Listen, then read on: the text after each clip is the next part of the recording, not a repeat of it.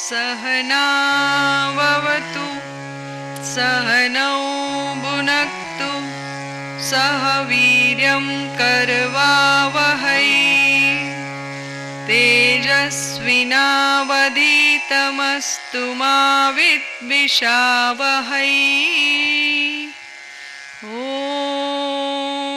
शान्तिः शान्तिः शान्तिः। हरिः ॐ श्री गुरुभ्यो नमः। हरिः ॐ। आइए आज शुरुआत में मैं अपने गुरुदेव का संक्षिप्त परिचय देना चाहूँगी। विश्व के बड़े ही जाने माने स्वामी चिन्मयानंद, जिन्हें दूसरे विवेकानंद के नाम से जाना जाता है। विवेकानंद जी ने जैसे विदेश में जाकर अपने धर्म का डंका बजाया था, वैसे ही स्वामी चिन्मयानंद जी ने सनातन धर्म का, भागवत धर्म का, गीता का प्रचार प्रसार अपनी सारी उम्र में किया और विश्व प्रसिद्ध चिन्मय मिशन की स्थापना की, जिसका हेड ऑफिस मुंबई में है और उसके 200 से भी ज़्यादा सेंटर्स सारी दुनिया में हैं। आप यहाँ उनकी तस्वीर देख सकते हैं। इस जड़ देह से वे इस दुनिया में आज नहीं हैं। उन्हीं से प्रेरणा लेकर उन्हीं की स्थापन की हुई अंतर्राष्ट्रीय प्रशाला में मैंने काम किया 2009 से 2012 तक, और वहीं मैंने भगवद गीता का अध्ययन भी किया। भगवद गीता का अध्ययन करने के बाद और स्वामी जी का इतिहास जानने के बाद मुझे उन्हीं से प्रेरणा मिली कि स्वामी जी जो इतने अमीर घराने से थे, स्वतंत्रता सेनानी थे, और अपनी आधी उम्र पार करने के बाद जिन्होंने संस्कृत का अभ्यास, धर्म ग्रंथों का अभ्यास किया और संन्यास लिया और फिर भगवत गीता का प्रचार प्रसार किया, तो मैंने भी मन ही मन उन्हें अपना गुरु मान लिया था। इसलिए मैंने भी यह निर्णय लिया कि मैं भी भगवत गीता का प्रचार प्रसार करूंगी। दूसरी बात मैं आपको और बताना चाहती हूँ। आपके ही पड़ोस में एक महाशय श्री गोविंद केशव इंगड़े ये गोरक्षण चलाते हैं। उन्होंने अभी आकर हम सभी से निवेदन किया है कि उनकी गौशाला के लिए पैसों का दान नहीं चाहिए, लेकिन घर में कई ऐसी चीज़ें होती है, यानी जो गौओं के खिलाने के हमारे काम की नहीं होती, लेकिन हम गाय के लिए रख सकते हैं, गौ माता के खिलाने के लिए भेज सकते हैं। अनाज होता है, उसको साफ़ किया हुआ छिलका होता है, या बहुत सारी रोटी बच जाती है, रोटियां, तो उसे भी सुखाकर हम रख सकते हैं।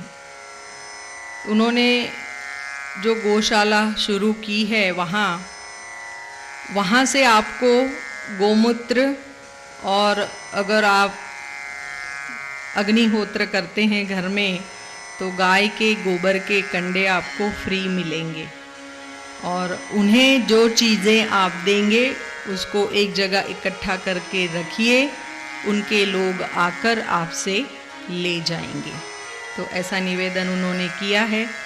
मेरी भी आपसे विनती है कि आपकी तरफ से हम रोटियां इधर उधर डाल देते हैं, कुत्ते को डालना चाहिए, कुत्ते को भी डालना चाहिए, लेकिन 2 रोटी अगर हम रोज़ गाय के लिए भी अलग निकाल के सुखा कर भी रख दे तो कोई हरकत नहीं है। और भी गौ माता को हम क्या दे सकते हैं, उससे ज़्यादा भी आप दे सकते।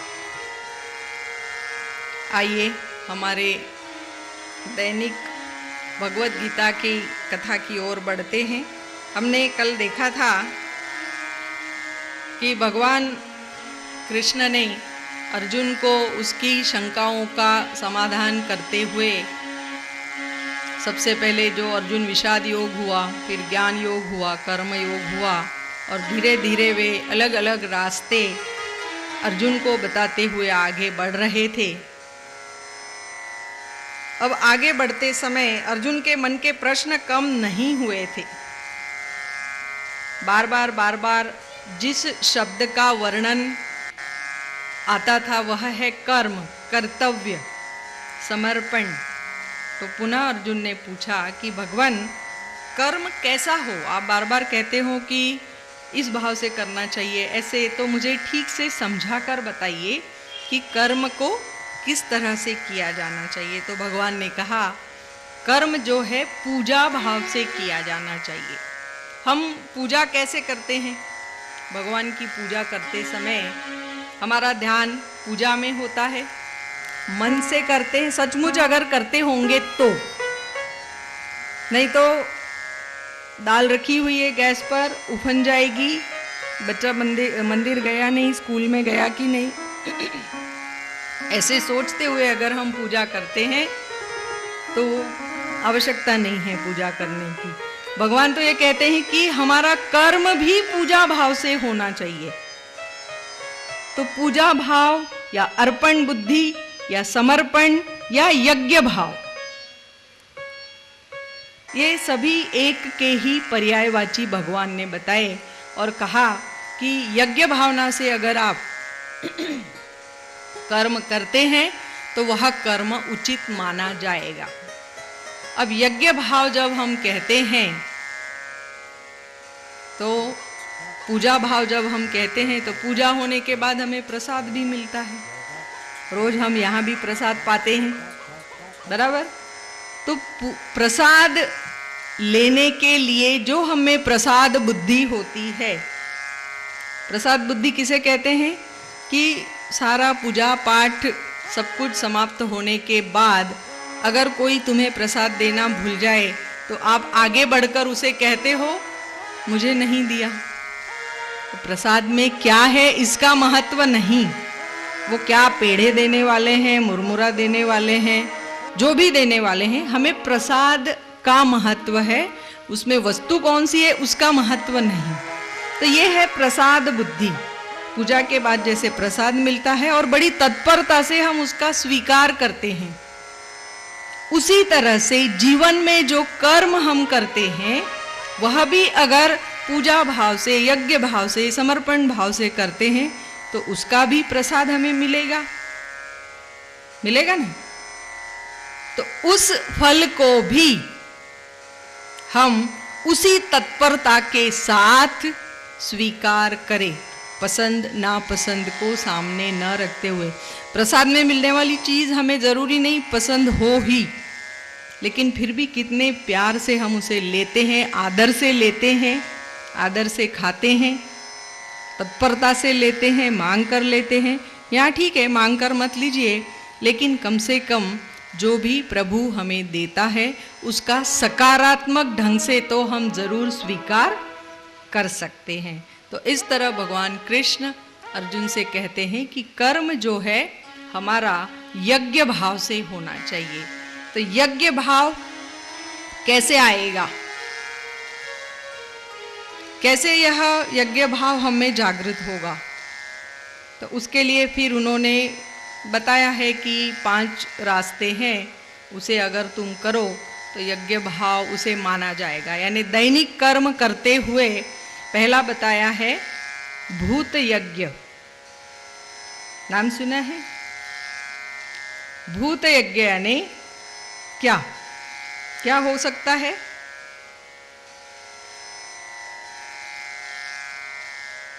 मनुष्य के अलावा पशु पक्षी जो भी सजीव है उन्हें, उनके लिए हम क्या कर सकते हैं। जैसे अभी इतना गर्म मौसम चल रहा है, पशुओं को चारा नहीं मिलता, दाने नहीं मिलते, पानी नहीं मिलता, तो उनके चारे की व्यवस्था करना, उनके लिए पानी की व्यवस्था करना, पंछियों के लिए दाने रखना, पानी रखना, वैसे तो वर्ष भर ही करना चाहिए। यह हुआ भूत यज्ञ। पशु पक्षियों की सेवा करना, उनके आवश्यकताओं के अनुसार उन्हें जो चाहिए उस तरह से उन्हें मदद करना। दूसरा बताया देव यज्ञ। देव यज्ञ क्या है? तो देव यज्ञ है निसर्ग की पूजा। निसर्ग में, प्रकृति में, कुदरत में, यानी आपने देखा होगा कि भगवान हमें जो कुछ भी देता है, जल है, वायु है, मिट्टी है, इन सब का ख्याल, यानी पर्यावरण, संक्षेप में अगर कहेंगे तो पर्यावरण के प्रति भी हमारी जिम्मेदारी बनती है। पर्यावरण विषय पर तो आजकल बहुत चर्चा होती है ना। पर्यावरण में प्रदूषण न होने देना, ये भी यज्ञ है। यानी देव यज्ञ में यह भी आता है। पहले वैदिक काल में मूर्ति पूजा का कोई स्थान नहीं था, उस समय निसर्ग पूजा ही होती थी। निसर्ग में वायु, पर्जन्य, इनके प्रतीकात्मक नहीं माने गए थे, प्रकृति को ही ईश्वर मानकर उनकी पूजा की जाती थी। तो प्रकृति के प्रति श्रद्धा भाव रखकर, क्योंकि उसी के सहारे हम जिंदा है। प्रकृति हमारे बिना रह सकती है, हम प्रकृति के बिना रह सकते हैं क्या? नहीं, हम नहीं रह सकते। इसीलिए हमें कुछ देना बनता है। तो यही हुआ देव यज्ञ। पहला भूत यज्ञ, दूसरा देव यज्ञ। तीसरा है पितृयज्ञ। पितृयज्ञ से पहले एक उदाहरण मैं आपको देव यज्ञ का बता दूं कि प्रदूषण की बात जब आती है, वायु प्रदूषण किन किन कारणों से बढ़ता है, इतना भी अगर हमें पता चल जाए हम कितना कम कर सकते हैं। जल प्रदूषण किन किन कारणों से बढ़ता है, ये भी हमें अगर पता चल जाए, उसमें अगर हम कमी ला सकते हैं, तो ये आप निसर्ग के प्रति अपनी श्रद्धा दिखाकर अपनी ड्यूटी, अपना कर्तव्य आप कर रहे हैं। उदाहरण के लिए हम भगवान कृष्ण का ही एक उदाहरण ले सकते हैं कि यमुना जी का जल कालिया ने विषैला कर रखा था। जो भी पंछी, जो भी पशु पानी पीता था मर जाता था। तो भगवान ने यमुना का जल दूषित होने से बचाने के लिए कालिया को वहाँ से भगा दिया था। आज हिंदुस्तान में, सारी दुनिया में, सारी दुनिया की नदियों में ऐसे कई कालिया बैठे हुए हैं जो रासायनिक द्रव्य, अपने कारखानों से रासायनिक द्रव्य, जहरीले तत्व पानी में छोड़कर पानी को विषैला कर रहे हैं। उन्हें कौन रोकेगा? ये भी हमारी ड्यूटी है। निसर्ग में, प्रकृति में हम कहाँ कहाँ क्या क्या कर सकते हैं, ये सोचकर अगर देखें, क्योंकि हमें जो मिलता है वो प्रकृति से ही सब मिलता है, और प्रकृति बनाने वाला, हमको बनाने वाला भी एक ही है। तीसरा है नृ यज्ञ। नृ यानी लोग, आप, मैं, हमारे समाज के अड़ोसी पड़ोसी, देश के, दुनिया के सभी लोग। तो समाज के प्रति भी हमारा कुछ कर्तव्य होता है जिसे हमने करना चाहिए। एक बताया है पितृयज्ञ। पितृयज्ञ क्या होता है? तो हमारे दादा दादी, नाना नानी, माता पिता, इन्होंने हमें बचपन से बड़ा किया, पालन पोषण लालन सब कुछ किया। उसके साथ साथ हमें संस्कार भी दिए, मूल्य दिए, नीतिमत्ता सिखाई, संस्कृति सिखाई। उन सब को अपने जीवन में उतारकर अगली पीढ़ी को देना, यह हुआ नृयज्ञ, पितृयज्ञ। यानी हमारे पूर्वजों से जो विरासत में हमें मिला, संस्कृति के रूप में, मूल्यों के रूप में, नीति नियमों के रूप में, उसे अगली पीढ़ी को देना, यह हुआ पितृयज्ञ। और आखिरी बताया गया है ऋषि यज्ञ। ऋषि यज्ञ है। ऋषि मुनियों ने जो धर्म ग्रंथ में हमारे लिए, शास्त्रों में हमारे लिए जो भी नीति नियम बताए हैं कि किस तरह हमारा व्यवहार होना चाहिए, हमें क्या किस ढंग से करना चाहिए, यह हुआ ऋषि यज्ञ।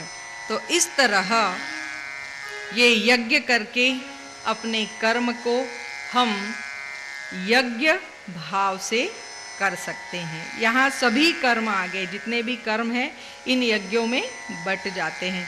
तो इन सारी बातों को ध्यान में रखकर अगर हम अपना कर्म करते हैं तो ये सारे यज्ञ अपने आप होते हैं और हमारा कर्म अपने आप यज्ञ भावना वाला हो जाता है। दूसरा, त्याग की बात भगवान उसे बताते हैं कि जब तक त्याग की वृत्ति नहीं होगी तब तक उसमें यज्ञ भाव नहीं आएगा।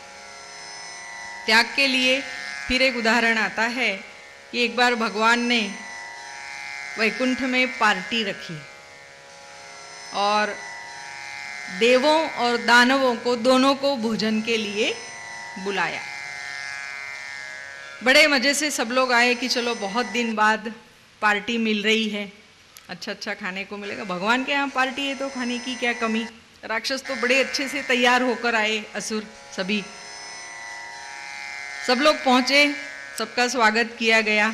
और पार्टी शुरू करने से पहले भगवान ने बताया कि पार्टी तो शुरू होने जा रही है, लेकिन एक बात आपको थोड़ी ध्यान में रखनी पड़ेगी। अब की बार की पार्टी थोड़ी अलग है, इसकी शुरुआत यानी इसकी प्रक्रिया थोड़ी अलग ढंग की है। तो बोले कौन सी? खान पान का तरीका थोड़ा अलग है। बोले क्या तरीका है, कैसे खाना होगा, क्या विशेषता है?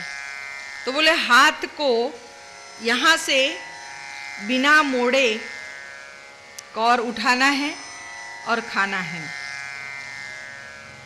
खा सकते हैं, खा सकते हैं आप बिना हाथ मोड़े।